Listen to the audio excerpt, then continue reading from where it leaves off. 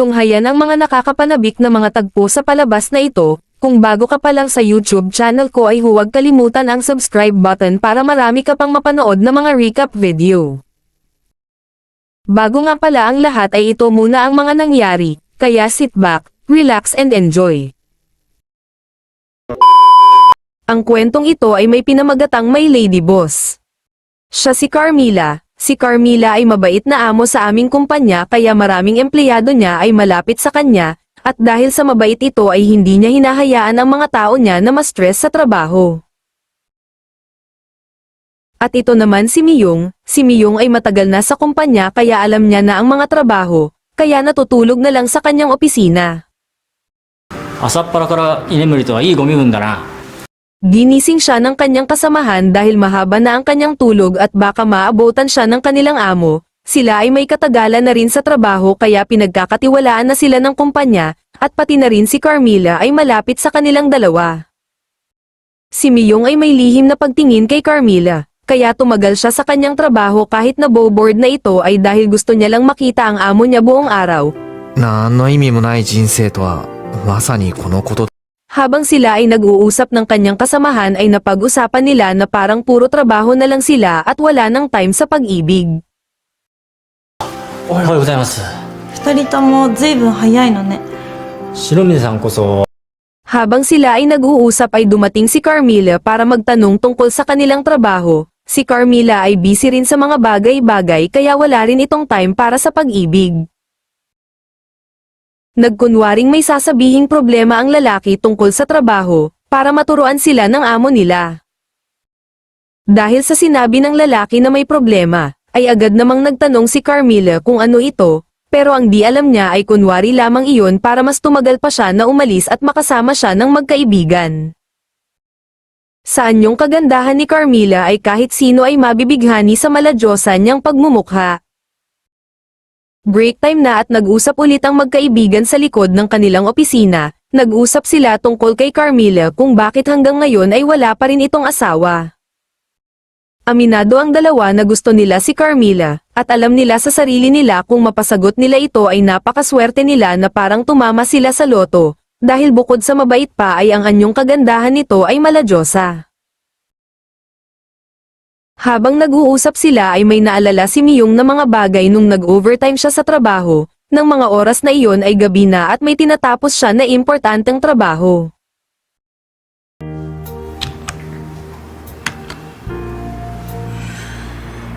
Ang araw na iyon ay may pinapagawa sa kanya si Carmilla na importanteng dokumento para sa isang kliyente, kaya kailangan niyang tapusin ang pinapagawa sa kanya dahil nakasalalay dito ang proyekto para sa kanilang kumpanya.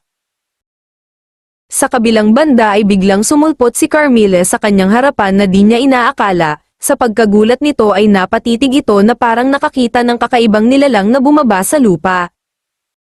Napatawa na lang si Carmilla dahil nakita niyang namutla sa kaba si Miyong, kaya tinanong niya kung anong problema. Ang sabi naman ni Miyong ay tinatapos niya ang pinapagawa nito dahil sa napaka-importante nito matapos. Dahil sa naawa na si Carmilla sa kanya ay tinulungan niya itong tapusin, at dahil napakabait nito ay di maiwasan ni Miyong na mas lalong mahulog ang loob nito sa kanya. Habang ginagawa ni Carmilla ang trabaho ni Miyong, ay nakatitig ito na parang kakainin ng buo ang amo nito at gawa ng ritual na di niya malilimutan.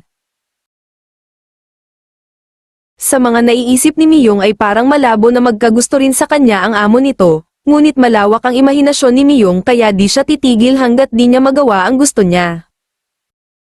Tinapik na siya ng kasamahan niya para itigil na ang kanyang iniisip, at balik na sa realidad ng buhay na ang mahirap ay para sa mahirap lamang, ngunit sa kabilang banda ay mag-iiba ang pananaw nating mga tao sa mga susunod na mga mangyayari kay Miyong.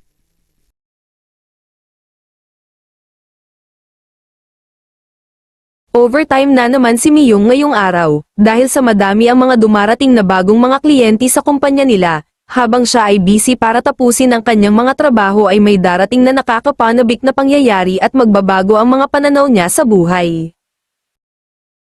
Dumating si Carmilla para umuwi na sana, kaso nakita niya si Miyong na determinado sa kanyang gawain, at natuwa siya sa kanyang nakita kaya nagpasya siya na sasamahan niya si Miyong buong gabi para tapusin ang trabaho, Pero ang di niya alam ay dito na mag-uumpisa ang mga bagay na ritual na di pa niya nararanasan sa buong buhay niya. なの私には本社への報告義務があるからちゃんとしてよね。 At dahil dito ay mas determinado si Miyong na tapusin ang trabaho at magpakitang gilas ito sa kanyang amo, para kahit papano ay mas mapalapit pa siya sa kanyang amo ng husto. Sa ilang oras na pag-focus sa kanyang ginagawa ay di na niya napansin si Carmilla na nakatulog na sa kakahintay sa kanya, at dahil pagod ito buong araw ay mas pinili ng kanyang katawan na magpahinga na muna. Tinawag niya ito ngunit hindi nasagot, kaya agad niya itong pinuntahan para gisingin. Ngunit sa sobrang pagod ay lupaypay ang kanyang buong katawan na nakahiga sa ibabaw ng mesa.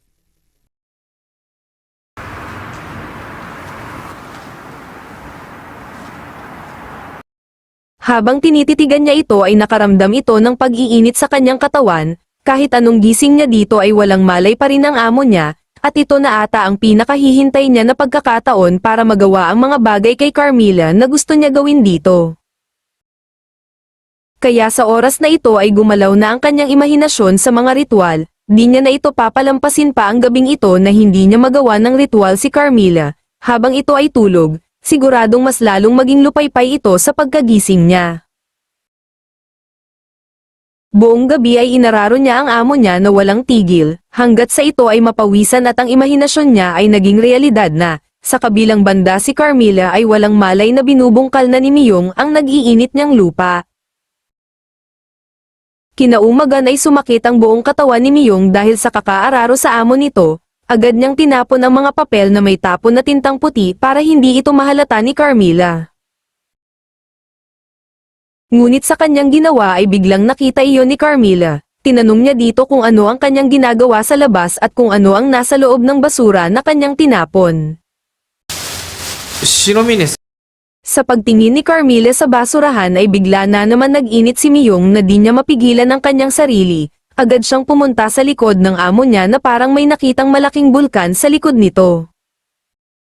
Sa pagkagulat ni Carmilla ay bigla itong nataranta at aalis na sana siya, ngunit agad itong pinigilan ni Miyong na may pagkahigpit ng hawak sa kanyang braso. Walang nagawa si Carmilla na para itong nanghina, kaya ginawa na naman siya ng ritual ni Miyong buong gabi. Pagkatapos ng gabing iyon ay lupaypay si Carmilla habang lumalakad pa uwi ng kanilang bahay, dahil sa binungkal ng husto ni Miyong ang nag-iinit niyang lupa, kaya naubos ang tinta na kulay puti sa katawan nito, at dito na nagtatapos ang ating kwento.